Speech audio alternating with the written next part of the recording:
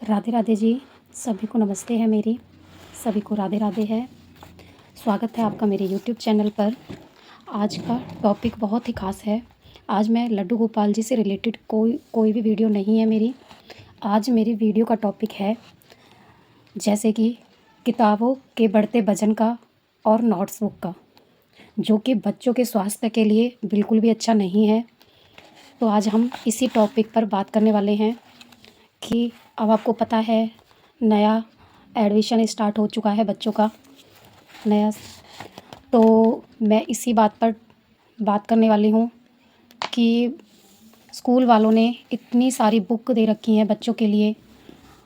अगर मेरा ये टॉपिक आपको अच्छा लगे तो प्लीज़ आगे ज़्यादा से ज़्यादा शेयर करना इस टॉपिक को लेकर, ताकि स्कूल वाले कुछ इस बात को थोड़ा समझ सकें, तो वो थोड़ा बच्चों की पढ़ाई पर ज़्यादा ध्यान दें और बुक्स थोड़ी कम करें। और अगर आप सभी भी चाहते हैं, अगर आप सभी चाहते हैं कि आपके बच्चों का बैग हल्का और दिमाग तेज़ हो, तो प्लीज़ जितना हो सके इस वीडियो को उतना शेयर करना। तो जैसे कि मेरे 2 बच्चे हैं जो कि अब उनका 4th में और 5th में एडमिशन हुआ है। मेरी लड़की है 8 साल की, वो 4th में आई है, और मेरा लड़का है 11 साल का, वो 5th में आया है। तो मैं आपको उनकी बुक्स दिखाने वाली हूँ आज, तो थोड़ा ध्यान देना बुक्सों पर। तो आप देख सकते हो ये 4th क्लास की बुक्स हैं।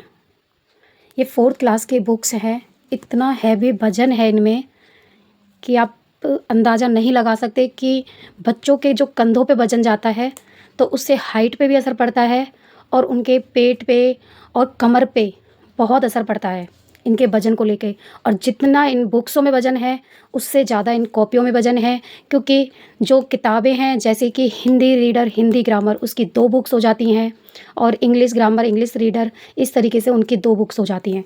तो बुक्स भी डबल हो जाती हैं, और आप देख सकते हो इन पे कवर चढ़ाकर और भी हैवी हो जाती हैं। तो मैं आपको यही दिखाने वाली हूँ। तो इतनी एक्स्ट्रा बुकें हैं। अब जैसे कि हिंदी में देख लो, आप इंग्लिश में देख लो। अब ये जो बुक्स है आप देख सकते हो, ये इतनी मोटी बुक्स है। ये सेमेस्टर 2 है, ये सेमेस्टर 2 है। इसमें 3-4 1 2 3 4 5 बुक्स इसके अंदर बनाई गई हैं। ऐसे ही सेमेस्टर फर्स्ट है 1 है, मतलब उसमें भी 5 बुक्स दी गई हैं। तो आप ये बताओ बच्चा क्या करेगा? बच्चे के माइंड पे भी असर इतना पड़ता है कि वो भी ये सोचता है कि हम क्या पढ़ें, हम क्या पढ़ें। आप देख सकते हो जैसे कि अब ये हिंदी की किताब है, ऐसे ही हमारी जैसे इंग्लिश की किताबें होती हैं, तो ये हिंदी रीडर है। अब ये बताओ हिंदी रीडर में ये जो पॉइंट दे रखे हैं जैसे कि गुलाब और नागफनी, इनका क्या मतलब है? इनका मतलब क्या है? क्या इसके बारे में कोई बाहर पूछेगा? बच्चे कहीं बाहर जाएंगे, बच्चे कहीं रिश्तेदारी में भी जाएंगे, तो इसके बारे में थोड़ी ना पूछेगा। तो क्यों टाइम वेस्ट किया जाए बच्चों के साथ? क्यों स्कूल वाले नहीं समझते इस चीज़ के लिए हम क्यों टाइम वेस्ट करें? सारे स्कूलों में है ये चीज़। मैं ये नहीं बोल रही कि इसी स्कूल में है जिसमें मेरे बच्चे पढ़ रहे हैं, सारे स्कूलों में है ये चीज़। बच्चों का जो ज्ञान है वो साइंस, इंग्लिश, मैथ और आपकी ये हिंदी जो होती है, जो हिंदी हमारे सारे उसमें बोली जाती है, जैसे कि जीके हमारे बच्चों के लिए सबसे ज़्यादा अहम पॉइंट है। और आप अंदाज़ा नहीं लगा सकते कि ये इतनी सारी बुक्स 4th क्लास की 3,500-4 हज़ार की बुक है। ये खाली बुक्स ही बुक्स 3,500-4 हज़ार की बुक्स हैं। आप बताओ, ये देखो आप, ये तो 4th क्लास की हैं। आपको मैं 5th क्लास की और दिखाती हूँ अभी। तो आप देख सकते हो ये 5th क्लास की बुक्स हैं। ये हमारी बुक्स 5,500 की पड़ी हैं 5th क्लास के बच्चे की, मतलब जो मेरा लड़का 5th क्लास में है वो 5,500 की बुक्स पढ़ी हैं। इतनी ही इसकी कॉपी हैं, और भी हैं इसमें, अभी वो मैंने निकाली नहीं है। अभी इस पर जिल्द चढ़ाएंगे हम, इस पर मतलब कवर चढ़ाएंगे। और ये ड्राइंग है, ये एक्टिविटी दे रखी है इनकी इस तरीके से।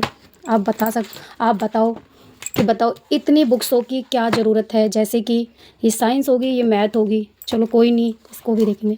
हिंदी व्याकरण जो कि हमारे लिए सबसे ज़रूरी है, जो कि हमारे लिए सबसे ज़रूरी है। हिंदी व्याकरण, ये इंग्लिश है, आप देख सकते हो। इंग्लिश में भी सबसे ज़रूरी है इंग्लिश ग्रामर बच्चे के लिए, जहाँ से बच्चा इंग्लिश बोलना सीखता है। इंग्लिश ग्रामर में भी, इंग्लिश रीडर में भी क्या है, इस बच्चों को इंग्लिश बोलना तो आता है लेकिन इंग्लिश की हिंदी बनाना नहीं आता, जिससे कि वो बच्चा ये सीख सके कि इसका मीनिंग क्या है। तो मैडम बच्चों को ये बोलना नहीं सिखा रही कि इंग्लिश की हिंदी किस तरीके से बनती है, बस बच्चों को टॉपिक दे देती हैं कि हाँ ये पढ़ो, और उनको समझ में भी आना तो चाहिए। तो क्या फ़ायदा इतनी बुकों का। मेन बुक हमारी जैसे हिंदी व्याकरण हो गई, इंग्लिश व्याकरण हो गई, साइंस हो गई, मैथ हो गई, जीके हो गई, जो सबसे मेन पॉइंट है। सिखाओ, कंप्यूटर सिखाओ, जिसकी सबसे ज़्यादा ज़रूरत है आज के आने वाले टाइम में। आगे ये 5th क्लास में संस्कृत दे दी, अब बताओ क्या दे रही हूँ। और ये कुछ नहीं है, इन्हें पढ़ा के रख देंगे, बच्चों को इनमें से पूछ तो लेना अगले साल कि एक क्वेश्चन इसमें से बता भी सके बच्चे इस तरीके से। तो मेरा मेन पॉइंट यही है कि इस वीडियो से जो भी सहमत है तो प्लीज़ इस टॉपिक पर ज़रूर ध्यान देना। जो हम जैसे गरीब इंसान हैं उनकी तरफ भी सोच के इस बात को सपोर्ट करना, ताकि वो आगे जाके अपने बच्चों का भविष्य उज्जवल बना सकें, ताकि टीचरों को भी समझ में आए कि हाँ भाई ये बात ठीक है कि हम लोगों को जो पढ़ाना है वो मेन टॉपिक पढ़ाएं, ताकि बच्चों के कंधों पर इतना वजन, इतना बोझ ना ला दें जो कि वो देखने से ही घबराए इन किताब कॉपियों को। कितने बजे का टाइम है, किसी का कितने बजे का टाइम है, 1 बजे भी आते हैं बहुत से बच्चे, 1:30 बजे भी आते हैं बहुत से बच्चे, 2:30 बजे भी आते हैं। फिर वो आके 1 घंटा रेस्ट करेगा बेचारा, फिर ट्यूशन जाएगा, फिर ट्यूशन से वो 5 बजे जाएगा, 3 साढ़े 3 4 बजे का भी गया वो 5-6 बजे ट्यूशन से आएगा घर पे। बताओ फिर बच्चा क्या याद करेगा, क्या लिखेगा, क्या पढ़ेगा, कितना पढ़ लेगा। तो बच्चे के माइंड पे भी बहुत असर पड़ रहा है इस चीज़ को लेकर। कितने सारे ये सिलेबस दे दिए हैं, इतनी नोटबुक्स दे दी हैं। तो प्लीज़ मैं ये चाहती हूँ कि आप अपने बच्चों के लिए ज़रूर कोशिश करें, आगे तक इस वीडियो को जितना हो सके उतना सपोर्ट करें। बहुत ज़रूरी है ये, हमारे लिए, आपके बच्चों के लिए, सब के लिए बहुत ज़रूरी है। मेन किताबों को रखें। महीने में 2-3 एक्टिविटी होती हैं, कभी ये लाना कभी वो लाना, पता नहीं क्या क्या स्कूलों में बच्चों से मंगाते हैं। जैसे कि कभी एक्टिविटी में ये लाना है, वो बनेगी, कभी ये बनेगी, कभी पेन। अब ये 5th क्लास में पेन से लिखने वाला बच्चा है, जो मेरा बच्चा है वो 5th क्लास में पेन से लिखने वाला बच्चा है, जबकि इसकी राइटिंग बिल्कुल भी अच्छी नहीं है। अगर वो पेन से भी थोड़ा बहुत गड़बड़ कर देगा ना, तो वो तो कॉपी तो वहीं ख़राब है, पेंसिल से लिखे तो वो रफ भी कर सकता है। आप देख सकते हो, ये देखो, ये राइटिंग है 5th क्लास के बच्चे की, जो कि बिल्कुल भी ध्यान नहीं दिया जा रहा है। और ये नहीं है, मैं आपसे बता रही हूँ बार बार वही चीज़ कि ये इसी स्कूल की प्रॉब्लम है, ये सारे स्कूलों की प्रॉब्लम है। तो इस वीडियो को जितना हो उसके सपोर्ट कीजिए, ताकि माँ बापों पे भी, पेरेंट्स पे भी ज़्यादा जोर ना पड़े, क्योंकि वो बेचारा खाएगा क्या, कमाएगा क्या, क्या जोड़ेगा बच्चों के लिए, क्या करेगा। और सबसे ज़्यादा तो बच्चों की सेहत और बच्चों का माइंड। अच्छी शिक्षा के लिए अच्छी किताबें ज़रूरी होती हैं, लेकिन कई बार जो किताबें हमें दिलवाई जाती हैं वो महंगी भी होती हैं, और हर छात्र के लिए उन्हें ख़रीदना आसान नहीं होता। अगर स्कूल इस पर थोड़ी सी समझदारी दिखाए तो वो ज़रूरत की किताबें ही दिलवाए, और एक जैसी किताबें हर साल न बदलें। अब जैसे कि अब मेरे बच्चों की जो किताबें थीं, जैसे कि होती होंगी सबके बच्चों की, 3rd में ये किताबें अलग थीं, अब 4th में अलग आई हैं। वो लड़के की 4th में अलग थी, 5th में अलग आई हैं। क्या ज़रूरत है इतनी इतनी किताबों को बदलवाना, कभी एक आध बार बदलवा दी। ये तो कोई ज़रूरी नहीं होता ना कि हर बार किताबें बदलवानी ज़रूरी हैं। मैं इस बात से सहमत नहीं हूँ कि हर बार किताबें बदली जाएं। हर साल बार बार नए किताबें बदलें, ताकि बच्चे और उनके परिवार वालों को बहुत मददगार हो। आजकल स्कूल के बच्चों के बैगों के इतने भारी वजन होने की वजह से उनकी सेहत पर इतना असर डालने से डॉक्टरों का भी मानना है कि ज़रूरत से ज़्यादा वजन उठाने से बच्चों की रीढ़ की हड्डियों पर दबाव पड़ता है, जिससे हाइट बढ़ने की प्रक्रिया भी बहुत कम हो गई है।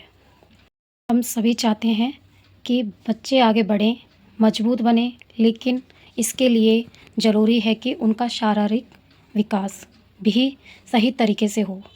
हमारी आपसे प्रार्थना है कि स्कूल के बैगों का बोझ कम करने में कुछ ठोस कदम उठाए जाएँ, जैसे कि किताबों का इस्तेमाल, क्योंकि बच्चों का विकास केवल पढ़ाई से नहीं बल्कि अच्छे स्वास्थ्य से भी जुड़ा होता है। तो मेरा आज का टॉपिक यही था। आप सबको मेरा टॉपिक कैसा लगा? प्लीज़ अच्छा लगे तो लाइक, शेयर, सब्सक्राइब ज़रूर करना और शेयर तो बहुत ही ज़रूर करना। सभी को राधे राधे। चलते हैं, फिर मिलते हैं नेक्स्ट वीडियो। इसी तरीके से हम अच्छी वीडियो लाते रहेंगे आपके लिए।